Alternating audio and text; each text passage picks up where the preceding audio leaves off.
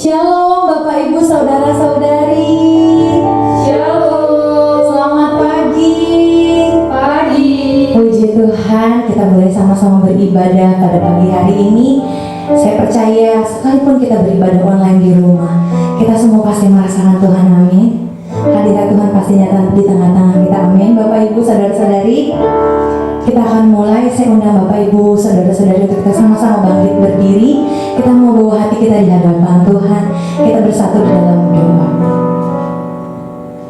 Bapa, di dalam nama Tuhan Yesus Kristus, kami mengucap syukur Tuhan. Kami mengucap syukur buat semua pertolongan Tuhan. Kami mengucap syukur buat semua kebaikan Tuhan, buat semua kasih setia Tuhan dalam hidup kami. Kami mengucap syukur Tuhan kalau pagi hari ini Tuhan boleh izinkan kami untuk boleh sama-sama memuji memuliakan nama Tuhan, untuk boleh sama-sama beribadah. Kami percaya Tuhan, kuasa Allah terjadi di tengah-tengah setiap kami Bapa. Ini hati kami Tuhan, ini hidup kami Tuhan. Kami bawa sorak-sorai kami yang terbaik untuk Engkau Allah yang layak kami sembah dan kami puji. Terima kasih Bapa yang baik, bertatalah Tuhan di tengah-tengah ibadah kami pada pagi hari ini. Di dalam nama Tuhan Yesus Kristus, kami serahkan Tuhan ibadah pagi ini ke dalam tangan Tuhan. Dalam nama Yesus, yang siap memuji Tuhan bersama-sama dengan saya katakan, amin. Apa kabarnya kita hari ini Bapak Ibu Saudara-saudari? Bersama Yesus, aku dan kau dahsyat, luar biasa. Yes, yes, yes. Di dalam Yesus kita dahsyat dan luar biasa. Amin. Kita mau sama-sama katakan pujian ini. Betapa baiknya Engkau Tuhan.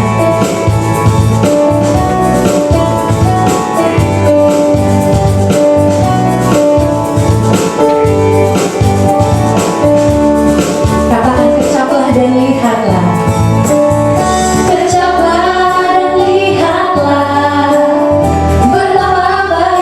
Tuhan itu, rasakan dan nikmati kasih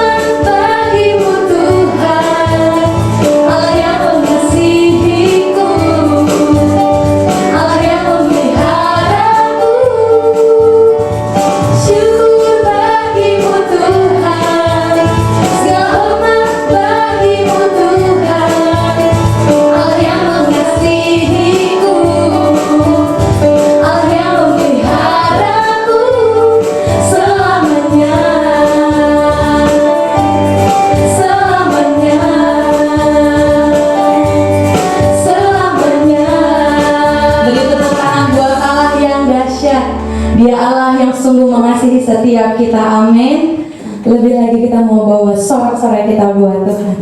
Kita mau bawa pujian kita di hadapan Tuhan. Kita mau sama-sama katakan kalau kita bangga memiliki Allah seperti Engkau Tuhan. Boleh Bapak Ibu teman-teman sambil langkah ke kanan ke kiri. Kita mau sama-sama katakan pujian ini.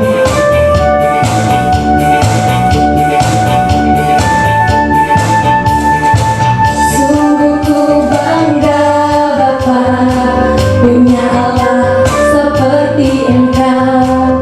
Sungguh ku bangga Yesus atas segala pengorbananmu. Tak ingin aku hidup lepas dari kasih-Mu. Kasih-Mu menyelamatkan dan beriku pengharapan. Sekali lagi katakan, sungguh ku bangga punya Allah seperti Engkau. Sungguh kami bangga Yesus, ku bangga Yesus atas segala pengorbananmu. Tak ingin aku hidup lepas dari kasih-Mu. Kasih-Mu menyelamatkan dan beriku pengharapan. Kini ku persembahkan apa yang aku miliki. Memang tiada berarti bila dibanding dengan kasih-Mu. Namun ku ingin memberi dengan sukacita di hati, karena ku tahu ini menyenangkan hati-Mu. Sungguh ku bangga Bapa punya Allah seperti Engkau. Sungguh ku bangga Yesus atas segala pengorbananmu. Tak ingin aku hidup lepas dari kasih-Mu. Kasih-Mu menyelamatkan dan beriku pengharapan. Kini ku persembahkan apa yang aku miliki. Memang tiada berarti bila dibanding dengan kasih-Mu. Namun ku ingin memberi dengan sukacita di hati, karena ku tahu ini menyenangkan hati-Mu. Kini ku persembahkan apa yang aku miliki. Memang tiada berarti bila dibanding dengan kasih-Mu. Namun ku ingin memberi dengan sukacita di hati, karena ku tahu ini menyenangkan hati-Mu. Karena ku tahu ini menyenangkan hati-Mu. Karena ku tahu ini menyenangkan hati-Mu. Haleluya, puji Tuhan. Haleluya, terima kasih Tuhan. Sungguh kami bangga memiliki Allah seperti Engkau Tuhan. Lebih lagi Bapak Ibu, saudara-saudari, kita mau bawa hati kita di hadapan Tuhan. Ini hati kami Tuhan, ini hidup kami Tuhan. Kami bawa di hadapan-Mu Bapa. Kami naikkan sembah kami Tuhan. Kami naikkan ucapan syukur kami Tuhan.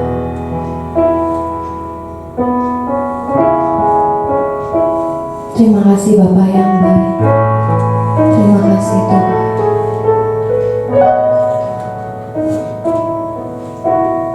Kasih yang terindah,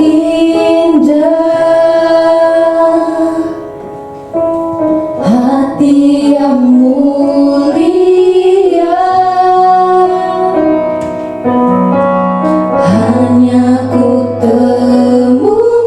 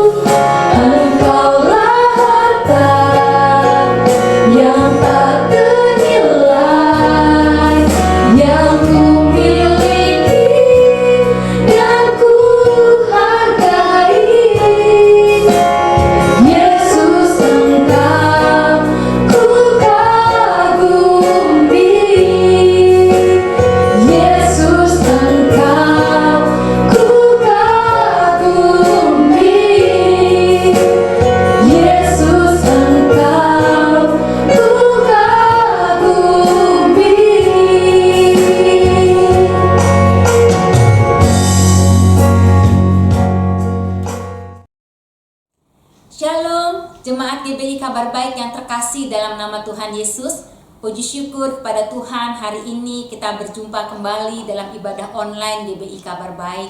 Saya percaya dimanapun Bapak, Ibu, Saudara-saudari berada, lawatan Tuhan, jamahan kasih Tuhan, bahkan terus ada proteksi Tuhan, itu juga nyata atas setiap kita walaupun kita berada di rumah masing-masing. Sebelum kita lebih lanjut lagi mendengarkan kebenaran firman Tuhan, mari saya ajak semua jemaat untuk berdoa terlebih dahulu. Kita berdoa. Bapa, di dalam nama Tuhan Yesus, kami mengucap syukur untuk kebaikan yang Tuhan berikan kepada kami. Terima kasih Tuhan memberi kami sehat, memberi kami kuat, memberi kami tubuh yang sungguh bisa melakukan setiap aktivitas sepanjang kehidupan kami. Kami mengucap syukur untuk proteksi Tuhan yang sempurna atas kami semua. Dan sebentar Tuhan, kami rindu mendengar kebenaran firman Tuhan. Biar Tuhan membuka setiap rahasia-rahasia ilahi, sehingga kami boleh mengerti apa yang menjadi kehendak Tuhan dalam kehidupan kami sebagai murid-murid Tuhan. Terima kasih Bapa yang baik, kami siap mendengarkan isi hati Tuhan. Di dalam nama Tuhan Yesus Kristus, haleluya, amin. Ya, Bapak dan Ibu, tema kita sepanjang bulan ini adalah House of Sacrifice yang diambil dari 2 Tawarik 7 ayat 12. Dikatakan demikian, kemudian Tuhan menampakkan diri kepada Salomo pada malam hari dan berfirman kepadanya, telah kudengar doamu dan telah kupilih tempat ini bagiku sebagai rumah persembahan. Jadi rumah persembahan dalam King James Version dikatakan House of Sacrifice, ya, atau sama dengan rumah pengorbanan. Jadi Salomo membangun bait suci ini demikian megah, demikian mewah, dan ini memerlukan waktu dan proses yang sangat panjang, ya, dengan ratusan ribu pekerja, bahkan dengan barang-barang yang sangat banyak yang sudah dikumpulkan selama bertahun-tahun. Dan sepanjang Salomo mendirikan bait suci, Salomo tidak lupa juga untuk tetap mempersembahkan korban persembahan. Pada saat pentabisan bait Allah ini, Salomo juga mempersembahkan korban yang sangat banyak. Dan Salomo memanjatkan doa seperti yang saya bahas pada beberapa minggu yang lalu dengan kerendahan hati. Dan ketika Salomo berdoa, maka Tuhan menjawab. Tuhan menyendengkan telinganya dan menaruh perhatiannya kepada tempat itu. Nah, korban persembahan yang ada dalam bait Allah ini merupakan salah satu fungsi yang sangat penting sekali. Karena bait suci dalam perjanjian lama ini memang digunakan untuk beribadah dan dikhususkan memiliki fungsi utama, yaitu untuk mempersembahkan korban bakaran. Nah, kalau kita baca dalam kitab Imamat dalam pasal 1 sampai dengan 7 itu tertulis berbagai macam korban persembahan yang telah ditetapkan Tuhan yang harus dilakukan oleh bangsa Israel. Ya, saya sebutkan di sini ada korban bakaran, lalu ada korban keselamatan, ada korban sajian, ada korban penghapus dosa, dan juga ada korban penebus salah. Jadi itulah rupanya Salomo membangun bait Allah. Dan bait Allah Salomo inilah yang disebut sebagai rumah persembahan. Karena memang disitulah fungsi utamanya untuk mempersembahkan korban bakaran yang sudah ditetapkan oleh Allah kepada bangsa Israel. Nah, sekarang masalahnya adalah karena begitu banyaknya jenis, ya, dan aturan-aturan dalam mempersembahkan korban bakaran yang dilakukan oleh bangsa Israel, kemudian tradisi untuk memberikan korban persembahan ini menjadi satu tradisi yang begitu kaku, ya, tradisi yang begitu rutinitas, ya. Jadi mereka memberikan persembahan hanya sebagai sebuah aturan, hanya sebagai sebuah legalitas, karena mereka harus melakukan atau harus mempersembahkan korban bakaran. Padahal seharusnya korban persembahan ini dilakukan sebagai respon atau sebagai ucapan atas syukur dari bangsa Israel karena penyertaan, karena perlindungan Tuhan yang nyata atas bangsa ini, dan harus didasari atas hubungan pribadi dengan Tuhan. Nah, karena aturan-aturan dari persembahan ini yang diberikan Tuhan seharusnya menjadi sarana yang mempermudah bangsa Israel, tapi justru ini menjadi legitimasi, ini menjadi aturan yang baku, sehingga dalam 1 Samuel 6 ayat 20, 1 Samuel 15 ayat 22 dikatakan demikian. Tetapi jawab Samuel, apakah Tuhan itu berkenan kepada korban bakaran dan korban sembelihan sama seperti kepada mendengar suara Tuhan? Sesungguhnya mendengarkan lebih baik daripada korban sembelihan, memperhatikan lebih baik daripada lemak domba-domba jantan. Nah, Bapak, Ibu, dan saudara-saudari sekalian, sebagaimana ayat yang disebutkan di atas, maka penting bagi kita untuk mengetahui dan menyadari bahwa persembahan yang seharusnya kita berikan kepada Tuhan itu harus disertai dengan hubungan yang intim dengan Tuhan. Karena Tuhan menginginkan untuk kita lebih banyak mendengar dan memperhatikan suara Tuhan daripada dikatakan dalam 1 Samuel 15 ayat 22 daripada korban sembelihan. Jadi karena itulah korban persembahan itu harus didasari tadi oleh hubungan pribadi yang intim dengan Tuhan. Harus didasari dengan mendengarkan suara Tuhan. Harus didasari dengan ketaatan akan firman Tuhan, ketaatan akan ketentuan-ketentuan yang Tuhan berikan. Nah, Salomo, kalau kita kembali lagi dalam kisah Salomo sungguh bersungguh-sungguh hati Jadi Salomo adalah orang yang takut akan Tuhan. Salomo melaksanakan setiap korban persembahannya dengan hati yang penuh dengan syukur, dengan hati yang takut akan Tuhan. Dan karena itulah Tuhan berkenan atas persembahan yang dilakukan oleh Salomo. Nah, sekarang Bapak dan Ibu serta saudara-saudara sekalian, bagaimana dengan korban persembahan yang harusnya kita berikan pada saat ini? Karena kita mengetahui bahwa Allah sendiri sudah mengorbankan putranya yang tunggal, yaitu Yesus Kristus, di atas kematiannya di kayu salib. Tuhan sudah menebus dosa-dosa kita, sehingga kita tidak perlu lagi mempersembahkan kurban penebusan salah. Kita tidak perlu lagi mempersembahkan kurban penghapus dosa, bahkan korban-korban sajian-sajian yang lainnya. Jadi bagaimana kalau ayat-ayat ini kita refleksikan dengan keadaan pada saat ini?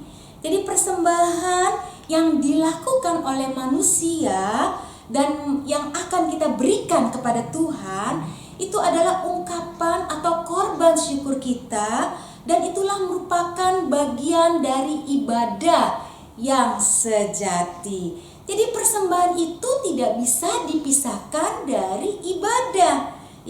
Kenapa? Karena persembahan itu bukan hanya sebagai simbol, bukan hanya sebagai lambang bahwa kita sedang memberi, tapi persembahan lebih daripada sekedar kita memberi uang atau kita memberikan barang atau kita memberikan sesuatu yang berharga kepada Tuhan. Lebih daripada itu, persembahan itu melibatkan hubungan pribadi kita dengan Tuhan. Karena persembahan adalah korban syukur kita, karena kita menyadari betapa baiknya Tuhan dalam hidup kita. Karena kita menyadari betapa Tuhan sudah begitu banyak melakukan hal-hal yang ajaib dalam hidup kita. Kita menyadari bahwa Tuhan menuntun, bahwa Tuhan menyertai sepanjang kehidupan kita. Karena itulah kita membawa persembahan syukur kita kepada Tuhan. Nah, karena itulah Saya akan membagikan satu ayat dalam Roma 12 ayat 1. Kenapa? Karena dalam perjanjian baru sebenarnya korban persembahan itu masih dilakukan ya. Tuhan Yesus masih mempersembahkan korban pada saat hari raya Paskah terakhir dan juga beberapa korban persembahan yang lainnya. Tapi kemudian Paulus mengajarkan kepada kita bahwa persembahan yang benar itu adalah persembahan yang hidup, yang kudus, dan yang berkenan kepada Allah. Saya bacakan Roma 12 ayat 1. Karena itu saudara-saudara, demi kemurahan Allah, aku menasihatkan kamu supaya kamu mempersembahkan tubuhmu sebagai persembahan yang hidup, yang kudus, dan yang berkenan kepada Allah. Itu adalah ibadahmu yang sejati. Jadi hal yang terbaik dari persembahan yang kita berikan kepada Tuhan itu harus didasari oleh dasar yang kuat, oleh iman yang benar, oleh kebenaran yang kita temukan di dalam Alkitab, bahwa persembahan yang kita ingin berikan kepada Tuhan adalah ketika kita mempersembahkan tubuh kita sebagai persembahan yang hidup, yang kudus, dan yang berkenan kepada Allah. Inilah ungkapan yang sangat mendalam ya bagi kita manusia mengenai persembahan yang benar. Nah, dalam kata pertama dikatakan demi kemurahan Allah, aku menasihatkan kamu saudara-saudara. Paulus mendesak ya, Paulus mendorong kita untuk kita mempersembahkan tubuh kita sebagai korban yang hidup. Karena itulah ibadah yang sejati. Nah, mempersembahkan tubuh itu bukan berarti bahwa kita sebagai orang percaya kita harus mempersembahkan tubuh kita secara fisik untuk dikorbankan, ya, bukan seperti itu, atau untuk dibunuh, bukan seperti itu ya. Bukan berarti kita harus menyiksa diri kita, bukan ya, atau kita harus melukai diri kita, bukan ya, supaya kita bertambah suci, bertambah kudus, bukan seperti itu ya. Jadi yang dimaksud dengan mempersembahkan itu artinya ada penyerahan total. Jadi poin pertama yang ingin saya bagikan adalah kata mempersembahkan ini memiliki arti penyerahan total kepada Tuhan. Ya, Paulus mengatakan di sini bahwa seluruh hidup kita berarti meliputi pikiran kita, perkataan kita, perbuatan kita, seluruh kemampuan, seluruh daya, seluruh upaya yang kita miliki itu harus kita persembahkan kepada Tuhan ya. Jadi persembahan itu memiliki arti penyerahan hidup kita secara totali di hadapan Tuhan. Kita tidak bisa bilang saya mempersembahkan tubuh kita tapi hidup kita seenak-enaknya dewek gitu ya, dalam bahasa gaulnya ya. Karena kenapa? Karena pada zaman perjanjian lama ketika seseorang mempersembahkan kurban bakaran, mereka tidak membawa domba mereka sepotong ya, atau hanya membawa kakinya saja atau membawa tangannya saja. Berkali-kali dalam perjanjian lama dikatakan mereka harus membawa korban persembahan yang tidak bercacat, yang tidak bercela. Jadi demikianlah juga dengan hidup kita. Tuhan tidak mau kita mempersembahkan sepotong-sepotong gitu loh. Tuhan tidak mau kita mempersembahkan sebagian-sebagian saja. Tapi Tuhan mau kita mempersembahkan seluruh total kehidupan kita kepada Tuhan. Kita membawa pikiran kita membawa hidup kita membawa perkataan kita membawa seluruh kemampuan kita membawa seluruh bakat kita membawa seluruh talenta kita, membawa seluruh apa yang kita miliki untuk kita persembahkan kepada Tuhan. Ya, jadi kata mempersembahkan tadi adalah penyerahan total, dan mempersembahkan tubuh itu artinya Tuhan menghendaki kita sendiri yang melakukannya sebagai persembahan yang hidup ya. Jadi kata persembahan yang hidup ini memiliki makna bahwa kita akan menempuh segala upaya, kita akan melakukan dengan maksimal sebuah kehidupan yang baru bersama dengan Tuhan. Jadi Bapak dan Ibu, ya, persembahan yang hidup yang Tuhan maksudkan di sini, karena Tuhan menghendaki hidup kita itu betul-betul dipersembahkan secara total kepada Tuhan. Ya, persembahan yang hidup artinya kita menyerahkan hidup kita untuk masuk dalam satu dimensi yang baru, masuk dalam kehidupan yang baru, menjadi manusia yang baru. Kalau ayat berikutnya dikatakan bahwa kita harus menjauhi kehidupan duniawi dan kita mempersembahkan tubuh kita sebagai persembahan yang hidup, itu artinya kita harus menjauhi dosa. Kita menentang setiap dosa yang ada, menjauhi setiap kejahatan yang ada. Itulah yang dimaksud dengan persembahan yang hidup, ya, yang Tuhan inginkan. Kita betul-betul menjadi manusia yang baru, di mana seluruh pikiran kita, di mana seluruh perkataan kita, di mana seluruh isi hati kita serahkan dalam kehendak Tuhan. Sehingga roh Tuhanlah yang menuntun kita, bukan rohnya saya, bukan maunya saya, bukan egonya saya, tapi saya mau roh Tuhanlah yang menuntun hidup saya, sehingga saya dikendalikan oleh Tuhan, bukan dikendalikan oleh dunia. Saya dikendalikan olehnya roh Tuhan, bukan dikendalikan oleh roh yang lain. Itulah yang dimaksud dengan persembahan yang hidup. Dan persembahan yang kudus artinya kita ini bukan lagi menjadi milik kita sendiri, ya. Mempersembahkan sesuatu yang kudus artinya di dalamnya, ya, sebagai orang percaya kita menyadari bahwa kita ini adalah milik Tuhan, karena Tuhan adalah Tuhan yang kudus. Ya Bapak dan Ibu, untuk seterusnya kita harus minta kehendak Tuhan, kita harus minta rencana Tuhan, kita harus minta roh Tuhan untuk bekerja dalam hidup kita. Seperti yang tadi saya katakan, seorang Kristen harus terus berupaya untuk hidup di dalam kehendak Tuhan, ya. Karena kita sudah bukan menjadi milik kita sendiri, tapi kita punya pemilik yang baru. Pemilik yang baru, manajemen yang baru, itu adalah Tuhan kita, Yesus Kristus. Tuhanlah yang berkuasa atas hidup kita. Tuhanlah yang menguasai seluruh hidup kita. Ya, jadi kita tidak punya tempat lagi untuk apa yang ada dalam diri kita.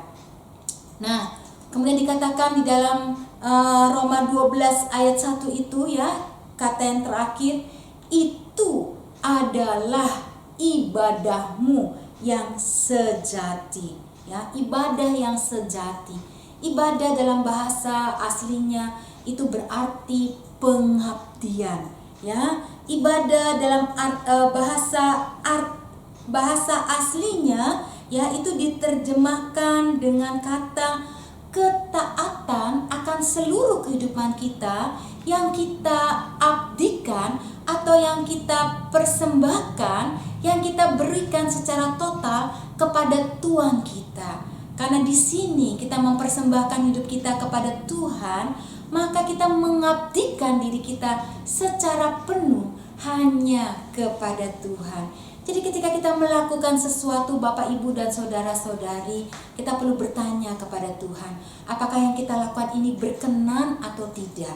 Ya, ketika kita mungkin mau menyampaikan sesuatu kepada orang lain, cobalah merenung sejenak, ya, beberapa detik dan tanya sama Tuhan, Tuhan, biarlah lidah bibirku dikuasai oleh Roh-Mu, sehingga setiap perkataan yang keluar dari mulutku semuanya mendatangkan kasih karunia.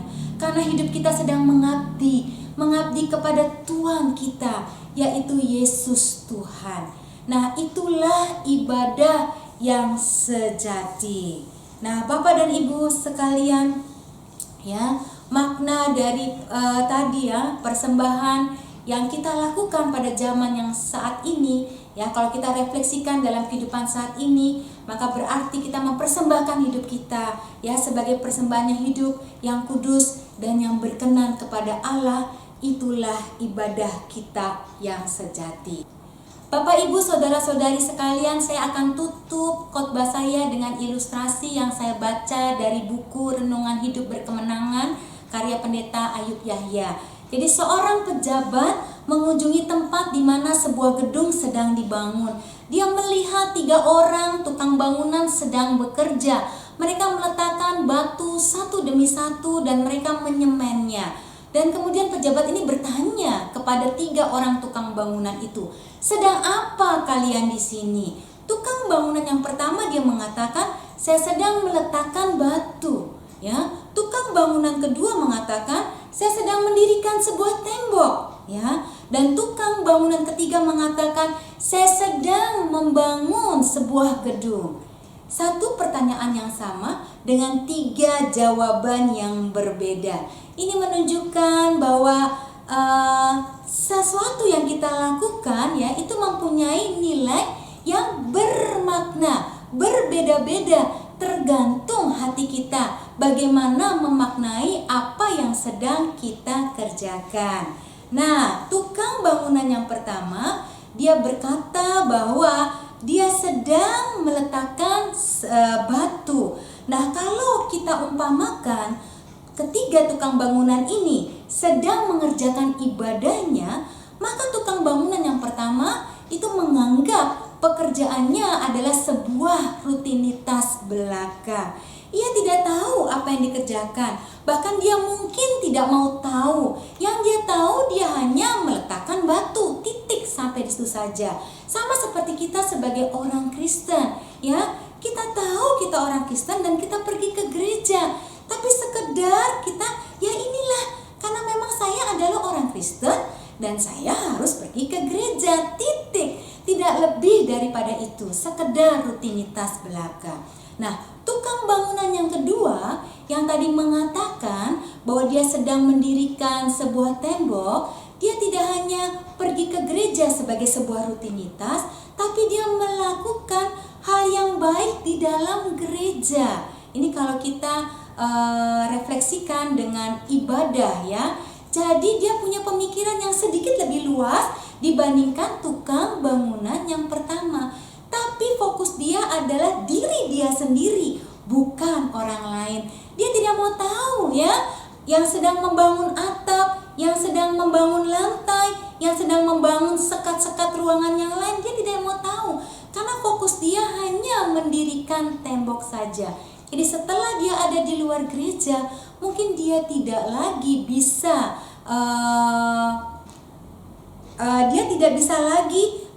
memperhatikan orang lain ya. Jadi mungkin dia hanya memperhatikan dirinya sendiri sehingga yang lain diabaikan. Nah, seperti ini kebiasaan kita ya sebagai orang-orang Kristen. Kadang-kadang kita lupa ya bahwa ibadah itu adalah satu rangkaian keseluruhan hidup kita. Tidak hanya di gereja, tapi juga di luar gereja. Apakah kita juga bisa memiliki kepedulian kepada orang-orang yang ada di sekitar kita? Apakah ketika kita di luar gereja, ketika kita di rumah, di jalan, di kantor, kita tetap melakukan hal-hal yang tidak bertentangan dengan apa yang menjadi perintah Tuhan? Nah, kemudian tukang bangunan yang ketiga, ya, dia memiliki jawaban yang sangat baik sekali karena dia memiliki visi yang sangat utuh, yaitu membangun gedung. Jadi di samping pekerjaannya sendiri, dia juga tentunya akan memperhatikan pekerjaan rekan-rekan yang lain. Nah, harusnya hidup beribadah juga seperti itu, tidak terpisah-pisah, tidak terpilah-pilah ya. Kita bekerja bukan sekadar sebuah tuntutan. Kita beribadah bukan karena sekedar sebuah rutinitas ya. Kita mendidik, membesarkan anak ketika kita ada di rumah bukan hanya sekedar sebuah kewajiban karena saya adalah orang tua. Ketika kita di kantor, kita mengerjakan pekerjaan kantor bukan karena ini sebuah hal yang biasa kita lakukan ya, tapi kita mau lakukan dalam sebuah kerangka yang lebih besar, yaitu ibadah, pengabdian kita kepada Tuhan. Inilah yang dimaksud dengan korban persembahan, house of sacrifice, di mana Tuhan menginginkan kita mempersembahkan hidup kita sebagai persembahan yang hidup, yang kudus, dan yang berkenan kepada kita. Itulah ibadah yang sejati. Jadi motivasi kita untuk kita mengabdi kepada Tuhan bukan karena sekedar sebuah rutinitas, bukan karena ini menjadi sebuah beban, ya, menjadi sebuah masalah yang berat dalam hidup kita, tapi karena kita mau sungguh-sungguh mengerjakannya dengan sepenuh hati, sehingga house of sacrifice, rumah pengorbanan ini jadi rumah pengorbanan yang berkenan di hadapan Tuhan, dan hidup kita akan menjadi lebih indah di hadapan Tuhan ketika kita menghayati bahwa kita sedang melakukan pengabdian kepada Tuhan kita yang luar biasa, Tuhan yang sudah memberkati kehidupan kita, Tuhan yang sudah menyelamatkan hidup kita, Tuhan yang sudah menyertai sepanjang kehidupan kita, Tuhan yang sudah mencukupkan setiap kebutuhan kita. Amin. Kita berdoa.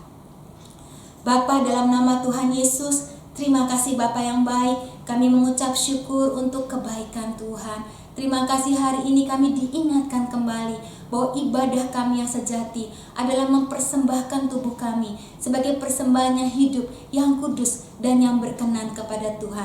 Itulah house of sacrifice, itulah rumah pengorbanan yang sedang kami lakukan hari-hari ini Tuhan. Kami mohon ampun di hadapan-Mu apabila sepanjang hari-hari ini kami tidak melakukan segala sesuatu dengan maksimal di hadapan Tuhan. Kami tidak melakukan dengan sukacita, kami tidak melakukan dengan ucapan syukur kami. Kami lakukan kegiatan kami hanya sekedar sebuah rutinitas, hanya sekedar sebuah kegiatan yang memang harus kami lakukan setiap hari, tanpa kami memandang ini sebagai satu kesatuan yang utuh, bahwa kami sedang mengabdi kepada Engkau Tuhan.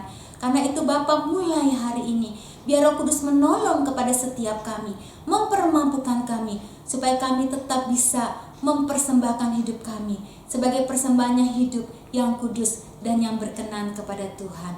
Terima kasih Bapa yang baik, di dalam nama Tuhan kami Yesus Kristus. Haleluya. Amin. Ya, shalom Bapak Ibu. Selamat hari Minggu. Tuhan Yesus memberkati. Ya, Bapak Ibu Saudara-saudari, sebentar kita akan memberikan persembahan. Sebelum memberikan persembahan, kita bersatu di dalam doa. Bapa, kami mengucap syukur Tuhan buat semua kebaikan yang Tuhan berikan atas hidup kami. Kami mengucap syukur buat semua berkat yang Tuhan berikan atas kami Tuhan. Sebentar Tuhan kami memberikan persembahan. Kami percaya Tuhan ada berkat yang terbaik yang Tuhan sudah sediakan atas setiap kami. Dan saat ini Tuhan kami bawa persembahan yang terbaik untuk Tuhan, untuk hormat kemuliaan nama Tuhan. Biar Tuhan Kau yang memberkati setiap persembahan yang kami berikan. Kami percaya Tuhan kami menabur di tanah yang subur. Terima kasih Bapa yang baik, kami siap untuk memberi di dalam nama Tuhan Yesus Kristus. Haleluya. Amin. Ya, Bapak Ibu, persembahan dapat diberikan melalui transfer. Untuk persembahan umum, persembahan persepuluhan dapat ditransfer ke nomor rekening atas nama GBI Kabar Baik. Dan untuk investasi iman dan juga benih iman, Bapak Ibu dapat mentransfer ke nomor rekening atas nama Deborah dan juga Tio Mari. Kemudian saya juga akan menyampaikan beberapa pengumuman Bapak Ibu.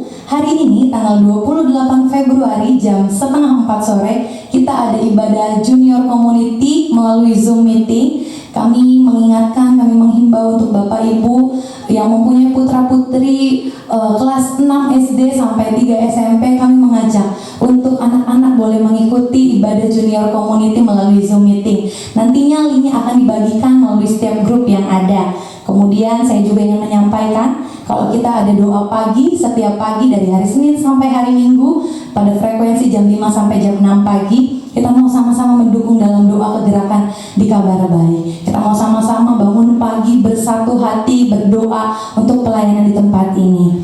Dan kemudian kita juga ada saat teduh. Kami mengajak Bapak Ibu teman-teman untuk kita sama-sama setia saat teduh melalui 4M yang sudah dibagikan setiap harinya di grup. Kita mau sama-sama setia melakukan bagian kita. Amin Bapak Ibu. Kemudian kita juga ada menara doa dari hari Senin sampai dengan hari Jumat. Menara doa dilakukan di rumah masing-masing. Untuk hari Senin, Selasa, Kamis, dan juga Jumat, menara doa dilakukan jam 6 sampai jam 7 malam, dilakukan selama 1 jam. Dan khusus di hari Rabu, menara doa dilakukan secara korporat melalui Zoom meeting jam 8 sampai jam 9 malam. Kami juga mengajak Bapak Ibu nggak cuma pasukan Gideon, tapi kita semua yang terlibat dalam kemers, dalam kegerakan di tempat ini, Kita mau sama-sama bersatu hati, bersekutu untuk membawa pelayanan kabar baik di hadapan Tuhan. Itu Bapak Ibu. Kemudian hari Sabtu jam 4 sore kita ada ibadah Sabtu Ceria melalui YouTube GBI Kabar Baik. Kami mengajak Bapak Ibu untuk mengajak putra-putrinya usia Sabtu Ceria untuk kita sama-sama boleh beribadah. Untuk setiap anak-anak boleh sama-sama beribadah secara online di rumah masing-masing. Kemudian kita juga ada ibadah doa malam dilakukan melalui Zoom meeting juga jam 7 malam. Kita juga mau sama-sama hadir di dalamnya, kita mau sama-sama berfellowship di dalamnya, kita mau sama-sama bersekutu di dalamnya. Itu aja Bapak Ibu pengumuman yang ingin saya sampaikan. Sebentar kita mau akhiri pada pagi hari ini, kita tutup dalam doa.